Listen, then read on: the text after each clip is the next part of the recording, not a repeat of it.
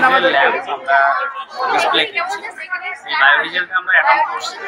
আমরা পরিত্যক্ত অয়েল যেমন ভেষজ অয়েল কোনো ফসিল ফুয়েল ছাড়া সেটাকে আমরা ল্যাবরেটরিতে বানিয়েছি এবং সেই অয়েলকে কাজে লাগিয়ে আমরা আমাদের কেমিস্ট্রি ল্যাবরেটরি বা সায়েন্স বিভাগের যে ল্যাবরেটরিতে স্পিরিট ল্যাম্প ব্যবহার করা হতো তার অল্টারনেট হিসেবে আমরা ডিজেল ল্যাম্প ব্যবহার করছি।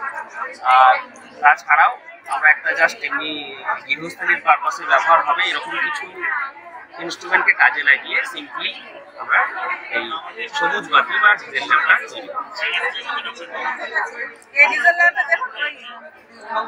কার্বন যেটা ওঠে ফ্লেমে সেটা কিন্তু নেই, এটা হচ্ছে মানে ফ্লেমের যে ফ্লেমে যে কার্বনটা ওঠে সেটা এটা কতটা পরিবেশ বান্ধব? এটা তো টোটালটাই পরিবেশ বান্ধব। ফার্স্ট অফ অল এর সোর্স সেটা কোনো ফসিল ফুয়েল ছাড়া, কারণ পেট্রোকেমিক্যাল তেল একদিন শেষ হবে, তো মানুষকে অল্টারনেট কিছু ভাবতে হবে।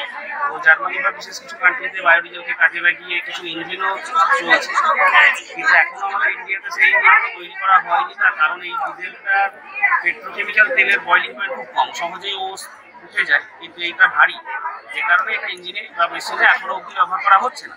আগামী দিনে কিছু মডিফাইড মেশিন যেটা এই তেলকে বাষ্পীভূত করে এটাই করে নিয়ে তারপর সেটা ব্যবহারিক ক্ষেত্রে আরো বেশি প্রয়োগ হবে। কিন্তু বায়োডিজেলের প্রোডাকশনটা আমাদের বিশেষ করে ভারতবর্ষের মতো দেশ যেখানে কৃষি প্রধান, সেখানে বায়োডিজেল বানানো কিন্তু খুব একটা কঠিন কাজ।